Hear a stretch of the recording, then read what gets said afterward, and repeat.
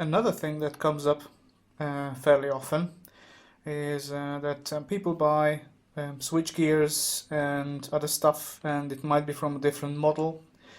I mean, yeah, sure. Let's say a Virago 700 switchgear, and you want to put it on your 1995 XV1100, and they have slightly different connectors because they come from a slightly different era of the production. Or you just want to clean your stuff, your connectors, that connectors specifically. These are plastic, and you have these little well, the female spade jobbies in there. That's the smaller one. There are bigger ones, but the principle is the same with every single one of them. So basically we can take those out of this plastic housing. If you buy something else and you need to rearrange the wire order, or you have to use a different shaped connector, but it still contains the same sort of terminals, then of course all you have to do is just take these out without damaging them, and you can do the same thing with the other one. So empty the other connector and plug them in from the back into the new connector or the other connector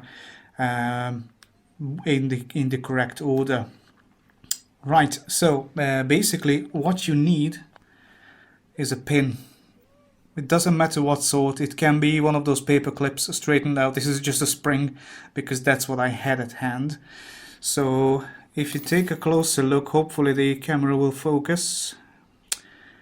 Come on, there you go. Now you see that on the bottom of these little terminals you have the curling parts, which basically squeezes the male spade when you plug it in. But on the top you have a little tab. That tab is just a little claw that holds on to the plastic enclosure in order to keep them in. Now it is rather simple. You just have to find that tab, take your little pin, push it in so that presses the tab down. Bloody hell, this is difficult one-handed. Hopefully it's in there far enough, and then once that's done, all you have to do is just pull the cable from the back and it's out, and now you can clean it. You can do the same thing with the others and rearrange these little terminals in the other connector, so you can do whatever. So the point is that these are removable if you want to remove them, yeah, so you don't have to cut and solder and whatnot. If the little terminals fit in the new connector, or you just want to clean them, you don't have to replace the connector with the terminals. You can just take them out and give them some scrubbing with, let's say, a brass brush sort of thing.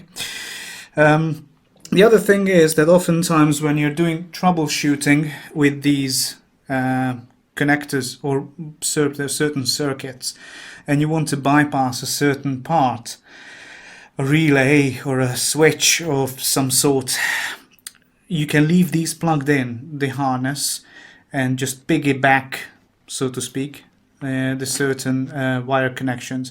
So that means oftentimes you have to short two different colored wires, and in order to do that, just leave this plugged in into the harness and get a U-shaped, let's say, paper clip, and just shove it in from the back, and that is going to make a connection with one side, and of course the other end of the paper clip, the U-shaped paper clip, shove it in the other one that you want to connect with it, and that is going to create a jumper, a bridge between the two, bypassing that certain switch, and that's how you can test things like that without cutting wires, connecting them with another wire, soldering and whatnot. This is easier, and when you do troubleshooting, you can do this without causing damage that would require repair and such. So yeah, that would be it.